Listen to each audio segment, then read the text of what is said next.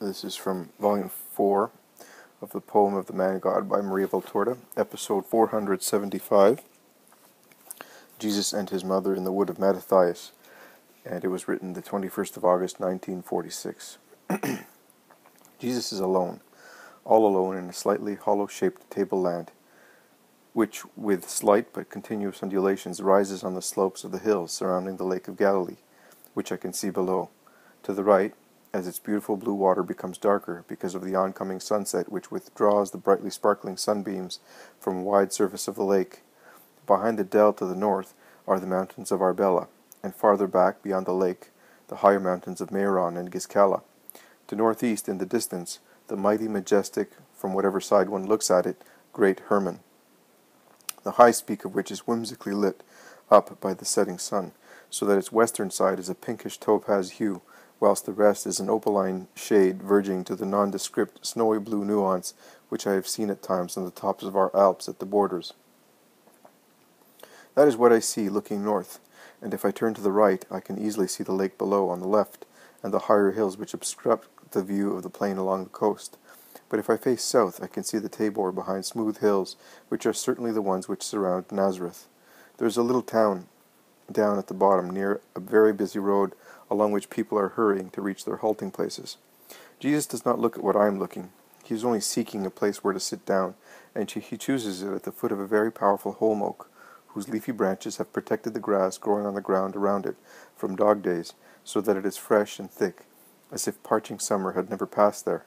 Thus the lake is in front of Jesus, and on his side, among trees, is the path on which he came up. On the opposite side, the undulating ground surrounding the northern part of the dell, covered with meadows and woods, where he is, and which is completely green, because most trees are holm oaks, that is, evergreens not affected by autumn. Only here and there they show blood-red spots, where leaves change their colors before falling, making room for fresh ones, which in their embryo state are already growing near the withering ones. Jesus is very tired, and leans against the powerful trunk, and remains there for some time with his eyes closed, to rest. He then takes his usual posture, detaching his back from the trunk, leaning slightly forward, his elbows resting on his knees, his forearms stretched forward, his hands joined and his fingers interlaced. He is pensive. He is certainly praying. Now and again, when he hears a noise nearby, birds squabbling over a resting place for the night, some animal along the grass causing a stone to roll down the mountainside, a branch blown by a solitary gush of wind knocking against another branch, he raises his eyes, and with a pensive glance which certainly does not see, he looks in the direction of the sound, wondering if it comes from the little road that climbs along the holm oaks. He then lowers his eyes again, concentrating on himself. Twice he looks attentively at the lake, which is already in the shade, and then he turns his head looking westwards, where the sun has already set behind the woody hills. The second time he stands up and walks toward the path to see whether anybody is coming up, and then he goes back to his place. Finally the sound of footsteps is heard, and two figures appear, Mary, wearing a dark blue garment, and John, laden with bags. John calls twice, "Master!" and as soon as Jesus turns round he says, "Here is your mother," and he helps her to cross a little stream, and to step over some large stones placed on the path for the purpose of consolidating it, and making it more comfortable for people going up or down, whereas in actual fact they are pitfalls for people wearing light sandals. Jesus gets up at once to meet his mother, and helps her with John to climb the stones of the collapsed dry wall, which was to support the plateau. In actual fact, only the roots of the holm oaks fulfill that function. Mary is now supported by her son, who looks at her, and asks, "Are you tired?" "No, Jesus," and she smiles at him. "But I think that you are really tired. I am sorry that I made you come, but I could not come to you." "Oh, it does not matter, son. I am a little hot, but it is pleasant here. But you are very tired, and poor John as well." But John shakes his head, smiling, and putting down the new well-packed bag of Jesus and his own on the grass at the foot of the holm oak, and he withdraws, saying, "I am going down. I saw a little fountain. I am going to refresh myself in its water, but if you should call me, I shall hear you." And he goes away, leaving the two free. Mary unfastens her mantle and takes off her veil, wiping the perspiration beading her forehead. She looks at Jesus and smiles at him, and she drinks in his smile, as he also smiles at her while caressing her hand, and pressing it against his cheek to be caressed. He is so filial in that gesture, which I have seen him make more than once. Mary frees her hand and tidies up his hair, removing a tiny bit of the bark of a tree from his locks, and each movement of her fingers is a caress, such is the love with which it is made. And she says, "You are in a sweat, Jesus. Your mantle is wet on the shoulders as if you had been in the rain. But you can take another one now. I will take this one back. Sunshine and dust have discolored it. I had everything ready. And, wait, I know that you have just had something to eat, a crust of stale bread and a handful of olives, which were so salt as to irritate your throat. I was told by John, who did nothing but drink as soon as he arrived, but I brought you some new bread. I had just taken out of the oven, and a honeycomb which I took from the beehive yesterday, to give it to Simon's children. But I have more honeycombs for them. Take it, son. It comes from our house." And she bends to open the bag, in which on top of all its contents there is a low wicker basket with some fruit lying on top, which is a honeycomb enveloped in long vine leaves, and she offers everything to her son with some new crisp bread. And while Jesus is eating, she takes out of the bag the garments which she prepared for the winter months. They are heavy and warm, suitable to protect one from cold and rain. And she shows them to Jesus, who says, "How much work, mother? I still have those of last winter." When men are away from their women, they must have everything new, so that they do not need to have anything mended, in order to be properly dressed. But I have not wasted anything.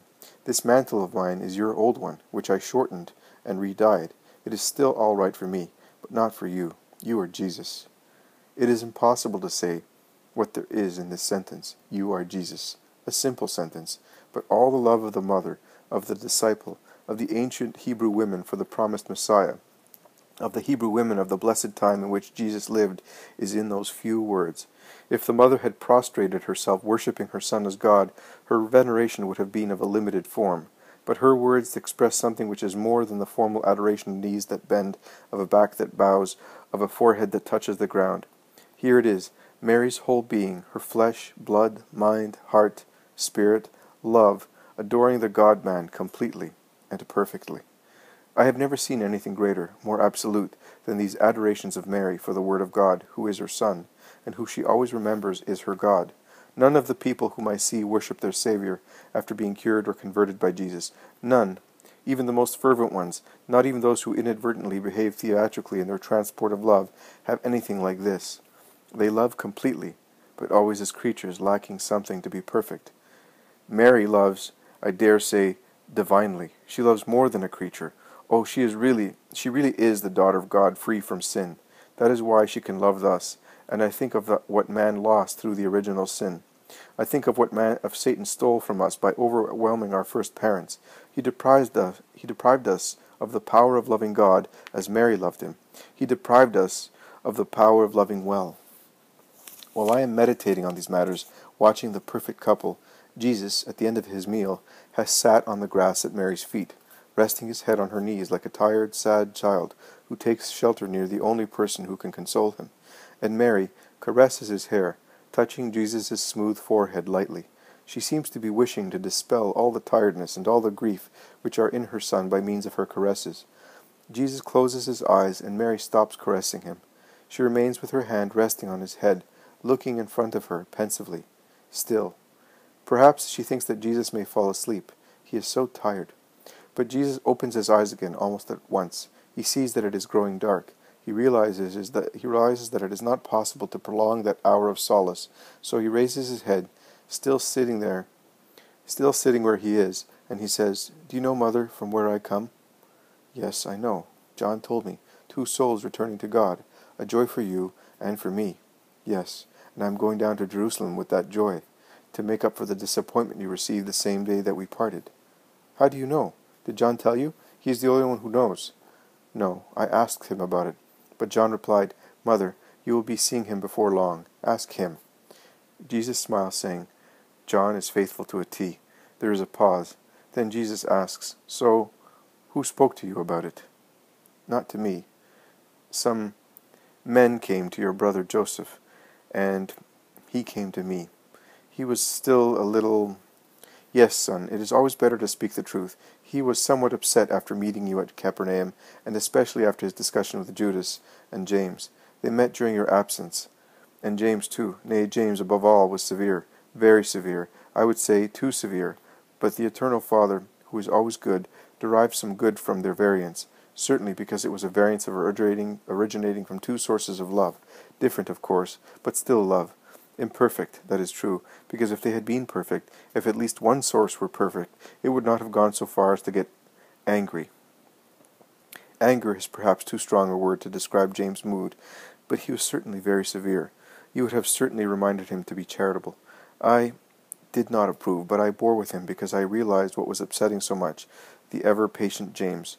One cannot expect him to be perfect. He is a man, and he is still very much of a man, too. Oh, there is still a long way to go before James becomes as just as was my Joseph. He knew how to control himself and be always good. But I am digressing. I was speaking of the imperfect love of the two for you, because they love you so much. Also Joseph does, although at first sight he does not seem to.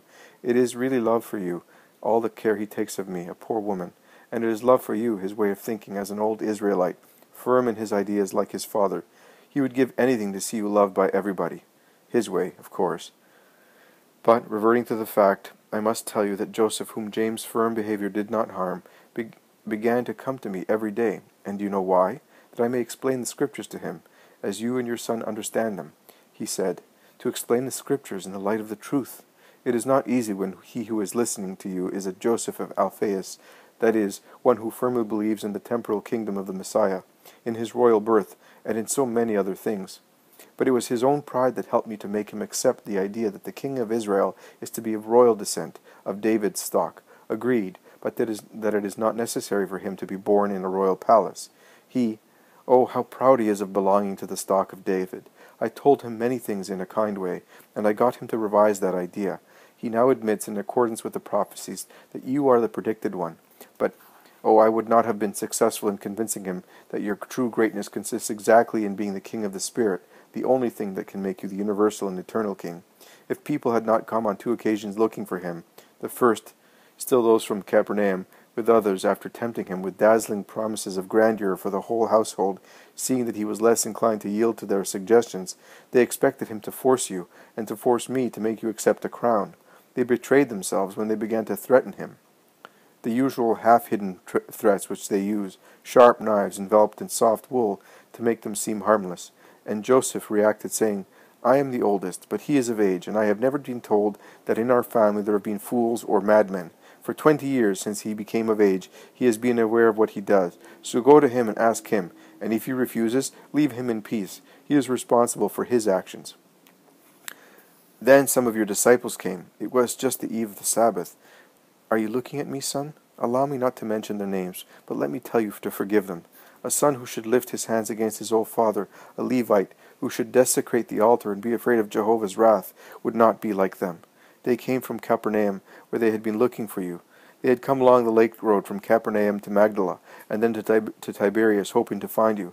And they had met with Hermas and Stephen, who were going down to Jerusalem with other people after being Gamaliel's guest for some days. I do not want to repeat what they said, what they want to tell you and are anxious to tell you, but their words had increased even more the grief of the disciple who had been led astray to the extent of joining those who wished to betray you by means of a false unction. Joseph was with me when they came, and it was a good thing. Oh, Joseph has not yet reached the light, but he is already in the twilight of his dawn. Joseph understood the snare, and our Joseph is very fond of you now. He loves you. I dare not say in the right manner, but at least as an adult relative who suffers because of your suffering, who watches over your safety, who knows your enemies.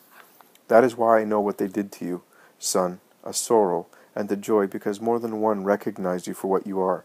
Such grief and joy for you and for me. But we are forgiving everybody, are we not? I have already forgiven those who repented, as far as I am allowed to forgive. Mother, you might have forgiven them also on my behalf, because I had already forgiven them as I saw their hearts. They are men. What you said is correct. But I have also the joy of seeing Joseph proceeding towards the dawn of the true light. Yes, he was hoping to see you. You ought to see him. He was absent today until sunset, and he will be grieved at not seeing you. But he will be able to see you in Jerusalem. No, Mother, I will not be staying in Jerusalem so that people may see me. I must evangelize the city and the villages in the neighborhood, and I would be driven out at once if they found me. So I will have to act like one doing evil, whereas I only want to do good. But it is so. So will you not see Joseph? He is leaving tomorrow for the tabernacles. You could have traveled together. I cannot. Are they already persecuting you so fiercely, son? How much anxiety is in the mother's voice. No, mother, no, not more than previously, be assured. On the contrary, kind spirits come to me. Others who are not good stop and meditate, whilst previously they struck without any reason. The disciples are increasing. The older ones are improving in their spiritual training. The apostles are becoming more perfect. I am not referring to John. He has always been a grace granted to me by the Father. I mean Simon of Jonah and the others. Simon is changing day by day from the man he was into an apostle, and you know what I mean.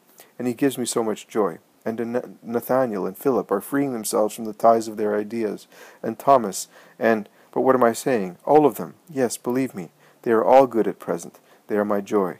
You must not worry, since you know that I am with them. They are the friends, the comforters, the supporters of your son. I wish you were so well defended and loved. Oh, I have Mary, I have the wives of Joseph and Simon, and them as well and their children. I have good Alphaeus, and then who in Nazareth is not fond of Mary of Nazareth? You must not worry. A whole village loves your mother. But they do not love me as yet, with a few exceptions. I know, and I am aware that their love for you is imbued with the commiseration one feels for the mother of a mad vagrant. But you know that I am not, and that I love you. You know that to part from you is, I will not say the greatest, but the most lovingly sorrowful obedience which the Father requests of me. Yes, son, I know, but I do not regret anything. I would certainly like to be with you. I would prefer to be with you on muddy roads exposed to winds, sleeping in the open, persecuted, tired, without a home and a fireplace with no bread, as you are very often, rather than be in my house while you are far away, and I do not know how you are when I think of you. If you were with me, and I with you, you would suffer less, and I would suffer less, because you are my son, and I could always hold you in my arms, and defend you from the cold, from hard stones, and above all from hardened hearts. With my love, my breast, my arms, you are my son. I held you so long against my heart in the grotto, in the journey to Egypt, and on the way back, always when the dangers of season and the snares of men might have injured you. Why could I not do it now? Am I perhaps no longer your mother, because you are now the man? So can a mother no longer be everything for her son, because he is no longer a little child? I think that if I am with you, they will not be able to injure you, because nobody... No, I'm silly. You are the Redeemer. And men, I have noticed it, have no mercy even for their own mothers. But let me come with you. Everything is better for me than being away from you. If men were kinder, I would come back to Nazareth again. But even Nazareth... It does not matter. They will come to me. For the time being, I am going to other people, and I cannot take you with me. I will come back here only when they realize who I am. I am now going to Judea. I will go up to the temple. I will then remain in that district. I will go through Samaria once again. I will work there where there is more work to be done. So, mother, I advise you to be ready to join me early in spring and to settle near Jerusalem. It will be easier for us to meet. I will go up to the Decapolis again, and we shall meet again. I hope so. But as a rule, I will remain in Judea. Jerusalem is the sheep, needing more care because she is really more stubborn than an old ram and more quarrelsome than a wild billy goat. I am going there to spread the word like a dew, which never tires falling on her aridity. Jesus stands up. He stops and looks at his mother, who gazes on him attentively. He moves his lips, and shaking his head, he says, "There is still something to be said before the last thing, mother. If Joseph wants to speak to me, let it be at dawn, the day after tomorrow, on the road which from Nazareth goes to Jezreel, via the Tabor. I shall be there alone, or with John. I will tell him, son." There is silence, dead silence, because the birds have ceased quarreling among the leafy branches, and also the wind is quiet while twilight deepens. Then Jesus, who seems to have found with difficulty the words to be spoken last, says, "Mother, my pause is over. A kiss, mother, and your blessing." They kiss and bless each other. Then Jesus, bending to pick up his mother's veil, and calling John, as if he wished to make the words less grave, says, "When you come to Judea, bring me my best tunic, the one which you wove for me for solemn festivities. In Jerusalem I must be master, in the widest meaning, and also more human sensitively, because those closed, hypocritical spirits look more at the outside, one's garments, than the inside, one's doctrine. And thus also Judas of Kerioth will be happy, and Joseph will be satisfied seeing me in a royal garment. Oh, it will be a triumph, and the garment woven by you will contribute." And he smiles to mitigate the harsh truth concealed by those words. But Mary is not deceived. She stands up and leans on Jesus' arm, exclaiming, "Son," with such heart-rending grief that makes me suffer. Jesus takes her in his arms, and she weeps against his heart. Mother, this is the reason why I wanted to speak to you in this hour of peace. I entrust you with my secret, and what is dearest to me here on the earth. None of my disciples know that we shall not come back to these parts of the country until everything has been accomplished. But you, I have no secrets for you. I promised you, Mother. Do not weep. We still have many hours to spend together. That is why I say to you, come to Judea. To have you near me will requite me for the fatigue of the most difficult evangelization of those stone-hearted people who are obstructing the word of God. Come with the Galilean women disciples. You will be very helpful to me. John will see to lodgings for you and for them. Let us pray together now, before he comes back. Then you will go back to the village, and I will come, too, during the night. They pray together, and they are at last the words of the Our Father. When John appears, and in the dim light, when he is close at hand, he sees the traces of tears on Mary's face, and is amazed. But he makes no remark. He greets the Master and says, At dawn I shall be on the road outside Nazareth. Come, Mother, outside the wood is still daylight, and the road below is lit up by the lamps of the carts which are traveling. Mary kisses Jesus again, weeping under her veil, and then, supported by John, who is holding her by the elbow, she goes down to the path and descends towards the valley. Jesus is left alone to pray, to think, to weep, because Jesus weeps, watching his mother descend. He then goes back to where he was previously, and he assumes the same posture as before, while shadows and silence become deeper and deeper around him. Jesus says, I did not forget this sorrow of Mary, my mother, either, that I had to torture her with the expectation of my suffering, that I had to see her weep. That is why I deny her nothing. She gave me everything. I give her everything. She suffered all sorrows. I give her all joy. When you think of Mary, I would like you to meditate on that agony of hers that lasted 33 years and culminated at the foot of the cross. She suffered that for your sake. For your sake she suffered the mockery of the crowds that considered her the mother of a madman. For your sake she endured the reproaches of relatives and important people. For your sake she bore my apparent disavowal. My mother and my brothers are those who do the will of God, and who did his will more than she did, and a terrible will that imposed on her the torment of seeing her son tortured. For your sake she endured the fatigue of joining me here and there. For your sake she made sacrifices, from the sacrifice of leaving her little house and mingling with the crowds, to the sacrifice of leaving her little fatherland for the tumult of Jerusalem. For your sake she had to be in touch with him who was brooding over betrayal in his heart. For your sake she suffered hearing me accused of diabolical possession and heresy. Everything for your sake. You do not know how much I loved my mother. You do not consider how the heart of Mary's son was sensitive to affections, and you think that my torture was purely physical. At most you add the spiritual torment of the final abandonment by the Father. No, children.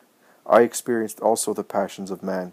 I suffered seeing my mother suffer, having to lead her like a meek ewe-lamb to the torture, being compelled to torment her with continual farewells at Nazareth before evangelizing, with the one which I have shown you, and which precedes my imminent passion, with the one before the supper, when Judas had already initiated my passion with his betrayal, and with the dreadful one on Calvary.